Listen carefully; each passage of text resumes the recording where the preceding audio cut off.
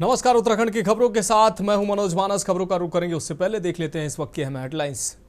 देहरादून में अंतर्राष्ट्रीय सहकारिता वर्ष 2025 पर कार्यक्रम। सहकारिता में सहकार कार्यक्रम में शामिल हुए सीएम धामी। राजभवन में हुआ कार्यक्रम का आयोजन। प्रधानमंत्री मोदी के जन्म दिवस के अवसर पर केदारनाथ धाम में पूजा अर्चना।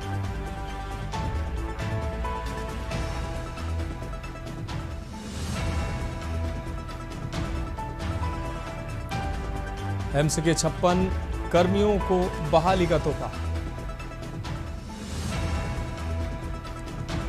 प्रदेश में बारिश से बाधित सड़कों को जल्द मिलेगी राहत। चारधाम यात्रा में रुकावट सरकार ने तेज किया प्रयास। मुख्यमंत्री धामी ने दिए मार्ग बहाली के निर्देश।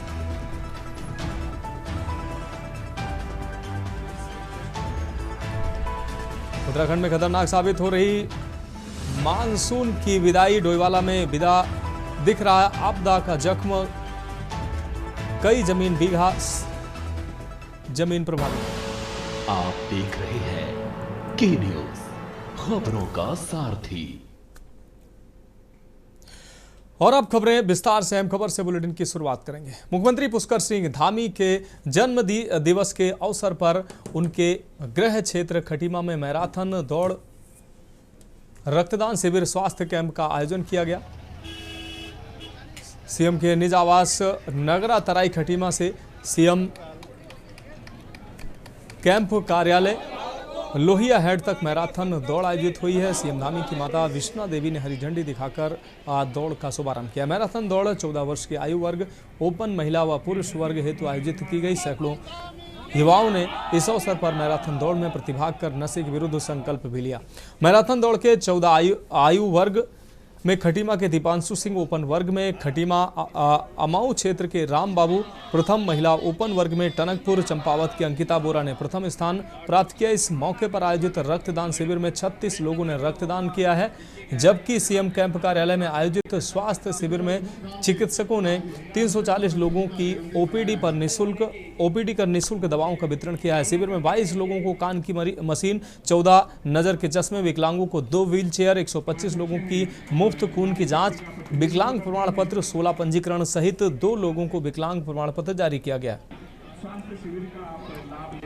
प्रदेश के यशस्वी ऊर्जावान मुख्यमंत्री पुष्कर सिंह धामी जी के जन्मदिन के अवसर पर आप हमारे मैराथन दौड़ के द्वारा किया गया और हमारे यहाँ रक्त शिविर का आयोजन भी यहाँ हुआ है और हमारे उत्तराखंड के यशस्वी मुख्यमंत्री माता जी के द्वारा उस रक्त शिविर का जो है शुभारंभ किया गया और यहाँ पर स्टॉलें भी लगी, बहुउद्देशीय शिविर का कार्यक्रम भी हुआ है और स्वास्थ्य की भी यहाँ पर स्टॉल लगी है और यहाँ पर स्वच्छता को विशेष ध्यान रखते हुए स्वच्छता के तहत यहाँ पर स्वच्छता का भी कार्यक्रम किया गया और सभी यहाँ के क्षेत्र वासियों में और यहाँ के जनप्रतिनिधियों द्वारा माननीय मुख्यमंत्री जी का जन्म बड़ी धूमधाम से मनाया गया। संकल्प धारणी की तरफ से माननीय मुख्यमंत्री जी के इस कार्यक्रम को आयोजित किया गया और इसमें आज रक्तदान शिविर और मैराथन, हाफ मैराथन का आयोजन किया गया, जिसमें कम से कम 200 से 300 बच्चों ने भाग लिया और सभी बच्चों को भी पुरस्कृत किया गया है और जितने भी यहाँ पे हमारे सभी लोगों को हम आज माननीय मुख्यमंत्री जी का जो जन्मदिन मनाया है उसकी हार्दिक शुभकामनाएं दी गई। यहाँ से केक काटा गया और विभिन्न कार्यक्रम यहाँ पे प्रस्तुत किए गए, क्योंकि आज माननीय मुख्यमंत्री जी का एक साफ संदेश था कि प्रदेश में जो आपदा आई है तो हमको इसको सलीके से करना है, बहुत मतलब साधारण तरीके से इस कार्यक्रम को करना है। तो आयोजन बिल्कुल साधारण तरीके से किया गया आयोजन इसका और इसमें जो सेवा भाव से जो काम किए जा सकते हैं वो सारे काम हमारे द्वारा पार्टी के कार्यकर्ताओं द्वारा किए जा रहे हैं और ये आप लोगों ने देखा ही है कि ये भव्य आयोजन माननीय मुख्यमंत्री जी के इस समारोह के रूप में हम लोग मना रहे हैं। हम बढ़ेंगे अगली खबर की ओर। खबर विकासनगर से, जहां प्रधानमंत्री नरेंद्र मोदी के जन्म दिवस पर चल रहे सशक्त नारी स्वस्थ परिवार अभियान के तहत विकासनगर उप जिला चिकित्सालय में विशेष कार्यक्रम आयोजित हुआ। इस अवसर पर पूर्व मंत्री तीरथ सिंह रावत ने अस्पताल का दौरा कर व्यवस्थाओं का जायजा लिया है। आपको बता दें, कार्यक्रम में विधायक मुन्ना सिंह चौहान, डॉक्टर और स्वास्थ्य विभाग के अधिकारी भी मौजूद रहे। तीरथ सिंह रावत ने डॉक्टरों व स्वास्थ्य कर्मियों से बातचीत कर मरीजों को मिलने वाली सुविधाओं की जानकारी ली है और कहा कि महिला सशक्तिकरण और पारिवारिक स्वास्थ्य सरकार की सर्वोच्च प्राथमिकता में है। उन्होंने मरीजों की समस्याएं भी सुनी और आश्वस्त भी किया कि सरकार बेहतर स्वास्थ्य सेवाएं उपलब्ध कराने के लिए निरंतर प्रयासरत है। आज प्रधानमंत्री का जन्मदिन के अवसर पर पूरे देश के अंदर एक स्वस्थ नारी सशक्त परिवार इस संकल्प को लेकर हम आगे बढ़ रहे हैं और सेवा पखवाड़ा के रूप में मनाने जा रहे हैं। आज 1 लाख से भी अधिक शिविर ऐसे देश भर के अंदर लग रहे हैं। धीरे धीरे इसकी संख्या और बढ़ेगी। बढ़ेंगे अगली खबर की ओर। प्रधानमंत्री नरेंद्र मोदी के 75वें जन्मदिवस के उपलक्ष्य में चल रहे सेवा पखवाड़े अभियान के अंतर्गत आज ऋषिकेश में राजकीय चिकित्सालय में दिव्यांगों के लिए निःशुल्क सामुदायिक स्वास्थ्य शिविर का आयोजन किया गया। आपको बता दें, कार्यक्रम का शुभारंभ हरिद्वार सांसद त्रिवेंद्र सिंह रावत ने किया है। इस अवसर पर महिला आयोग की अध्यक्ष कुसुम कांडवाल, पूर्व महापौर अनीता ममगई सहित कई सामाजिक कार्यकर्ता उपस्थित रहे। स्वास्थ्य शिविर में एनीमिया, टीबी, कैंसर, हृदय रोग जैसी गंभीर बीमारियों की निःशुल्क जांच की गई और मरीजों को निःशुल्क दवाइयां भी वितरित की गई। इस पहल का लाभ सैकड़ों मरीजों ने उठाया है। सेवा पखवाड़ा 17 सितंबर से 2 अक्टूबर तक देश भर में चलाया जा रहा है। आपको बता दें, जिसका उद्देश्य स्वस्थ नारी सशक्त परिवार को बढ़ावा देना है। माननीय प्रधानमंत्री जी का हर क्षण ये देश के लिए है, देश के मान सम्मान के लिए है और इसलिए उनका हमेशा ही मन रहा है कि जब भी आप कोई प्रोग्राम उससे संबंधित करते हैं तो सेवा के रूप में होना चाहिए। और उसी के निमित्त जब आज विश्वकर्मा दिवस भी है, माननीय प्रधानमंत्री जी का जन्मदिन है, तो आज 17 सितंबर से 2 अक्टूबर यानी महात्मा गांधी जी का जन्मदिन और पंडित लाल बहादुर शास्त्री जी का जन्मदिन, ये 15 दिन का पखवाड़ा सेवा पखवाड़े के रूप में मनाया जाएगा। इसमें तमाम जो समाज का कमजोर तबका है उसके लिए सेवा कार्य किए जा रहे हैं। सबसे पहले तो मैं माननीय प्रधानमंत्री नरेंद्र मोदी जी को जन्मदिन की बहुत बहुत शुभकामनाएं देती हूं। और एक बड़ा अभियान आज से शुरू हुआ है और ये बहुत ही अच्छी बात है, क्योंकि महिला परिवार की धुरी होती है और महिला अगर स्वस्थ रहेगी तो पूरा परिवार स्वस्थ रहेगा। तो उन्होंने आज स्वस्थ नारी और सशक्त परिवार की जो परिकल्पना की है, उससे मुझे लगता है कि एक बड़ा विजन लेके कि महिलाएं स्वस्थ रहेगी। वास्तव में अगर जिस परिवार की महिला स्वस्थ होती है उस परिवार में सब कुछ ठीक ठाक चलता है। सबसे पहले तो मैं अपनी ओर से, अपने परिवार की ओर से, अपने ऋषिकेश की ओर से आदरणीय प्रधानमंत्री जी को, जो कि नए भारत के शिल्पकार हैं, उनको जन्म दिवस की बहुत बहुत बधाई और बहुत शुभकामनाएं देती हूं। आदरणीय प्रधानमंत्री नरेंद्र मोदी जी स्वस्थ रहें, दीर्घायु हों, ऐसी मंगल कामनाएं मैं मां भगवती गंगे मैया से करती हूं। और बहुत सुंदर नाम, स्वस्थ नारी सशक्त परिवार। नारी परिवार की रीढ़ होती है, मैं कहूँगी रीढ़ की हड्डी होती है। यदि परिवार की नारी यदि स्वस्थ है तो मुझे लगता है कि पूरे परिवार का स्वास्थ्य का ध्यान वो रख सकती है। बहुत सुंदर स्लोगन के साथ में आज आदरणीय प्रधानमंत्री जी ने, जो कि हमारे प्रधान सेवक हैं और अपने जन्म दिवस को सेवा पखवाड़े के रूप में मनाते हैं। बढ़ेंगे अगली खबर की ओर। ऋषिकेश एम्स में 12 वर्षों से कार्यरत 56 संविदा कर्मियों को टर्मिनेट किए जाने के बाद अब पुनः बहाली का रास्ता साफ हो गया है। हरिद्वार सांसद व पूर्व मुख्यमंत्री त्रिवेंद्र सिंह रावत ने एम्स निदेशक डॉक्टर मीनू सिंह से बातचीत कर कर्मियों की वापसी सुनिश्चित की है। पूर्व महापौर अनीता ममगई और सांसद रावत के आग्रह पर सभी कर्मियों को जल्द ही नौकरी पर वापस रखा जाएगा। इस फैसले से कर्मचारियों और उनके परिवार में खुशी की लहर है। अनीता ममगई ने इस निर्णय के लिए सांसद और निदेशक का आभार जताया।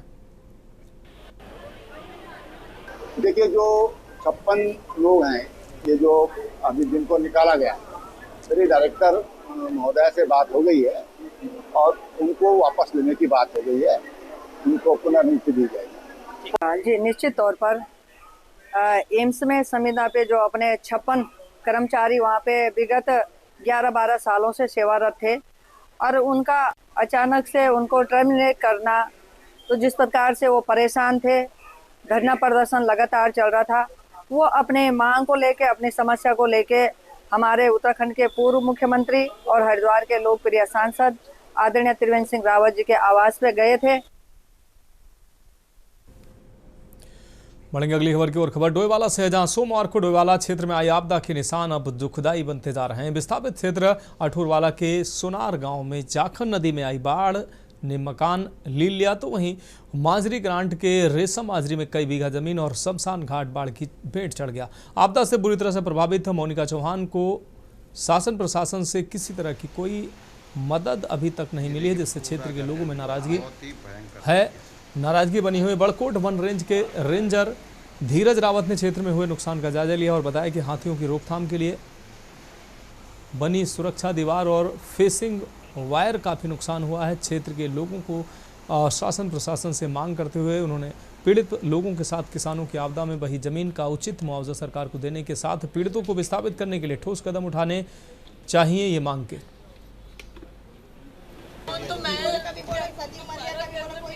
कि अगर ज़िंदगी में पहली बार इतना नुकसान है, 13 में भी इतना पानी आया पर लेकिन इतना नुकसान नहीं। इस बार तो इतना नुकसान हुआ कि हमारा जो पीने के पानी का ट्यूबवेल है वो तक जो है कल सुबह से बंद पड़ा हुआ है। अब जनरेटर की व्यवस्था की जा रही है, तब चलेगा, क्योंकि अगर और 10 मिनट पानी रहता तो वो ट्यूबवेल भी जो है नदी की भेंट चढ़ जाता। मकान कल पूरा ही खत्म हो गया हो। हाँ, कल 11:30 बजे रात हम गए, मेरे साथ दो सिंचाई विभाग के 2 ईओ साहब थे, रावत जी और अपने खंडूड़ी जी। बल्कि मैंने अपने प्रतिष्ठान में उनको रात को ठहराया था। तो 11-12 बजे रात तक हम घूम रहे थे क्षेत्र में। बहुत ज़्यादा क्षेत्र में नुकसान हुआ है। तो हमारी जो ये मांग है, जो यहाँ हमारे किसान लोग हैं, जो लोग पीड़ित लोग हैं, इनके लिए तत्काल सरकार मुआवजे की मांग करते हैं हम सब लोग। यहाँ पे कोई भी हेल्प नहीं मिला है अभी तक हमको। रूम्स के शिफ्ट कराने थे, लोगों ने अपने सारे दरवाजे बंद कर दिए हैं, कोई भी हेल्प के लिए आगे नहीं आया है। ये नेताओं का भी कहना है कि 1 महीने का तो हम दे देंगे, आगे का रेंट आपको खुद से पे करना होगा। और यहाँ पे इनफैक्ट अभी तक जो भी सामान निकलवा रहे हमारा पर्सनल लेबर लगी है, कोई वैसी सहायता नहीं है कि हमें। क्षेत्र का भानिया वाला टूबी तो चौकी से ऊपर से नीचे तक काफी कट रखा है। अनुमान से करीब 2.5-3 हेक्टेयर क्षेत्र वाला हमारा नदी तट कटाव में निकल गया है। और आप देख रहे हैं बस्ती तक, मकान तक जो है कि उसने काट दिया, पूरा लहरा रहा है मकान। और इसी तरह हमारे जो सोलर फेंसिंग लगी थी 1 साल पहले, वो भी पूरी बह गई, क्षतिग्रस्त हो गई है, कोई नामो निशान नहीं है। और नदी पूरा 30-35 मीटर अंदर काट के मतलब बस्ती को बढ़ चली है। बढ़ेंगे अगली खबर की ओर। खबर उत्तराखंड से है, जहां प्रदेश इन दिनों लगातार दैवीय आपदाओं से जूझ रहा है, जिससे राज्य में हताहत होने वाले लोगों के साथ साथ जान माल का भी भारी नुकसान हुआ है। वहीं लोग इन आपदाओं का कारण अनियंत्रित विकास और प्राकृतिक संसाधनों से अवैध छेड़छाड़ को करार दे रहे हैं। ऐसे में भाजपा संगठन भी मान रहा है कि कहीं न कहीं आपदा के बाद होने वाले नुकसानों का मानव ही जिम्मेदार है। नदी नालों के किनारे अवैध अतिक्रमण, बड़े बड़े होटल और रिसोर्ट का निर्माण होने से नदी ने अपना बहाव और मूल स्वरूप बदल दिया है और उससे नुकसान ज़्यादा हो रहे हैं। लिहाजा सरकारों को भी इस पर सख्ती बरतनी चाहिए और लोगों को भी स्वयं ऐसे निर्माण और अतिक्रमणों से दूर रहना चाहिए, ताकि भविष्य में होने वाले नुकसानों से बचा जा सके। ये जो घटनाएं हो रही हैं, ये घटनाएं तो निश्चित तौर पे पहले भी होती थी, आज भी हो रही हैं, लेकिन जो आज इसका एक विशाल और विकृत रूप दिख रहा है, निश्चित तौर पे उसका एक कारण है कि भाई हमने जो स्थान, नाले थे, खाले थे, नदियां थी, उसके किनारे जिस तरह से हमने बसावट की है और जिस तरह से हम लोगों ने अतिक्रमण किया है और जिस तरह से हम आगे बढ़ने की कोशिश कर रहे हैं, तो प्रकृति तो उसी रूप में है आज भी, जिस रूप में 100 साल 50 साल पहले थी। बढ़ेंगे अगली खबर की ओर। खबर नैनीताल से है, जहां हाईकोर्ट ने आपको बता दें LUCC चिटफंड कंपनी के द्वारा उत्तराखंड के निवासियों को 239 करोड़ रुपए का चूना लगाकर 2024 में फरार होने और अब तक इस कंपनी के खिलाफ कोई कार्रवाई न किए जाने को लेकर दायर जनहित याचिका पर मामले की सुनवाई की, जिसमें कोर्ट ने याचिका को निस्तारित करते हुए इस मामले में CBI जांच के आदेश जारी किए। आपको बता दें कि ऋषिकेश निवासी आशुतोष शर्मा ने उच्च न्यायालय में जनहित याचिका दायर कर कहा कि उत्तराखंड में LUCC नामक चिटफंड कंपनी ने वर्ष 2014 में लोगों को पैसा दोगुना करने व अन्य बैंकों से अधिक ब्याज देने का लालच देकर पैसा जमा कराया और इस काम के लिए स्थानीय लोगों को कंपनी में नौकरी दी। जब लोगों का पैसा लौटाने का समय आया तो वर्ष 2023 में कंपनी ने लोगों के 2 करोड़ 29 लाख रुपए लेकर वो फरार हो गई। वहीं याचिकाकर्ता का कहना है कि उक्त कंपनी के खिलाफ न तो राज्य सरकार ने कोई एफआईआर दर्ज कराई और न ही चिटफंड कंपनी से लोगों का पैसा वापस दिलाने का कोई प्रयास हुआ, जिससे परेशान होकर उन्हें न्यायालय की शरण लेनी पड़ी है। इस याचिका में कहा गया है कि इससे पहले भी कई चिटफंड कंपनियों का शिकार राज्य की भोली भाली जनता बन चुकी है, इसलिए राज्य सरकार इन पर लगाम लगाए और जनता का पैसा वापस दिलाए।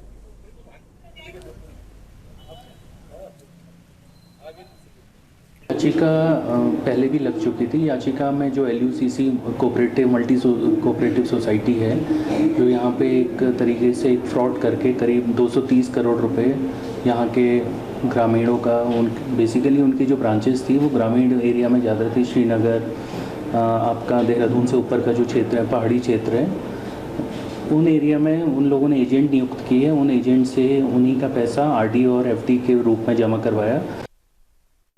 फिलहाल खबरों में वक्त के अहम ब्रेक का, जल्द हाजिर होंगे। आप देख रहे हैं के न्यूज़, खबरों का। ब्रेक के बाद उत्तराखंड की खबरों में एक बार फिर से आपका स्वागत है। बढ़ेंगे अगली खबर की। उत्तराखंड के देहरादून में प्रसिद्ध पर्यटन स्थल सहस्त्रधारा में बादल फटने से पूरे देहरादून में जान माल का काफी नुकसान हुआ, जिससे कई दुकानें बह गई और कई लोगों को अपनी जान गंवानी पड़ी। कुछ लोग अभी भी लापता हैं। इस बीच एक वीडियो ने सिस्टम को लेकर बड़ा सवाल खड़ा कर दिया है। जब जनप्रतिनिधि और अधिकारियों के बीच समन्वय नजर आना चाहिए, ऐसे समय में दोनों के बीच आपसी बातचीत और व्यवहार को लेकर टकराव नजर आ रहा है, जो कि चर्चा का विषय बना हुआ है। देहरादून में आपदा के बीच मसूरी विधायक व कैबिनेट मंत्री गणेश जोशी और जिलाधिकारी सविन बंसल के बीच बातचीत का वीडियो तेजी से वायरल हो रहा है। वीडियो में मंत्री ने डीएम को फोन न उठाने पर सार्वजनिक रूप से गुस्सा जाहिर कर दिया। जिलाधिकारी सविन बंसल ने भी मंत्री गणेश जोशी की बात सुनकर हाथ जोड़े और आगे बढ़ गए। ये रिपोर्ट देखिए। उत्तराखंड की राजधानी देहरादून में आई आपदा के बीच शासन प्रशासन से लेकर पूरी मशीनरी जुटी हुई है। हर कोई अपने स्तर से इस आपदा की घड़ी में आपदा प्रभावितों को राहत दिलाने में जुटा हुआ है, लेकिन इस बीच एक वीडियो ने सिस्टम को लेकर बड़ा सवाल खड़ा कर दिया है। जब जनप्रतिनिधि और अधिकारियों के बीच समन्वय नजर आना चाहिए, ऐसे समय में दोनों के बीच आपसी बातचीत और व्यवहार को लेकर टकराव नजर आया, जो कि चर्चा का विषय बना हुआ है। देहरादून में आपदा के बीच मसूरी विधायक व कैबिनेट मंत्री गणेश जोशी और डीएम सविन बंसल के बीच संवाद का वीडियो तेजी से वायरल हो रहा है। वायरल वीडियो में मंत्री ने डीएम को फोन न उठाने पर सार्वजनिक स्थान पर गुस्सा जाहिर कर दिया। डीएम ने भी सुनकर हाथ जोड़ा और आगे बढ़ गए। इस दौरान डीएम, एसएसपी समेत कई आला अधिकारी मौके पर मौजूद थे। अब इस वीडियो को लेकर कई तरह की चर्चाओं का बाजार गर्म है। बताया जा रहा है कि मंत्री गणेश जोशी दिल्ली में थे।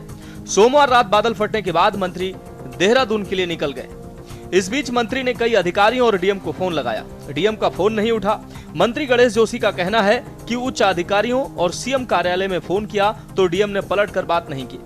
मंगलवार को मंत्री आपदाग्रस्त क्षेत्र का निरीक्षण करने निकल गए। इस बीच उनका सामना डीएम और एसएसपी से हो गया। वायरल वीडियो में मंत्री गणेश जोशी डीएम देहरादून को कह रहे हैं कि कई बार कॉल किया लेकिन कोई रिस्पांस नहीं दिया। उसके बाद गणेश जोशी ने मुख्यमंत्री कार्यालय में फोन किया, तब कहीं जाकर सविन बंसल का फोन आया। मंत्री गणेश जोशी ने सविन बंसल से कह दिया कि तुम्हारा एसडीएम फोन उठाता है, एडीएम फोन उठाता है, लेकिन तुम फोन नहीं उठाते हो। जब मुख्यमंत्री कार्यालय में फोन किया तब तुम फोन उठाते हो। सविन बंसल ने इतना सुना और नमस्कार कहकर आगे निकल गए। विपक्ष भी अपने अपने तरीके से इस पर प्रतिक्रिया दे रहा है। कुछ लोगों का कहना है कि अफसरशाही बेलगाम हो गई है, तो कुछ कह रहे हैं कि मंत्री का व्यवहार सही नहीं है।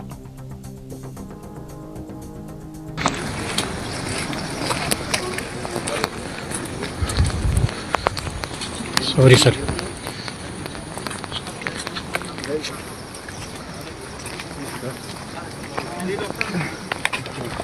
आपको तो 3 साल में रहने के लिए क्या कहने को आ गया? नहीं, आप भी देख रहे हैं। नहीं, आप कहते हैं मेरे को 3 साल में काम आई रहो।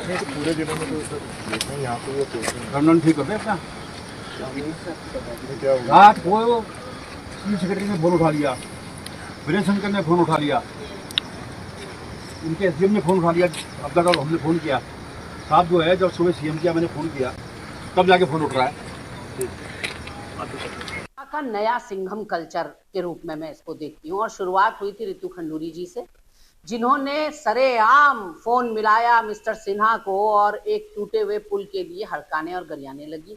उसके बाद सिलसिला आगे बढ़ा और मुन्ना सिंह चौहान को तो गोया घर में फोन करने की फुर्सत ही नहीं मिलती।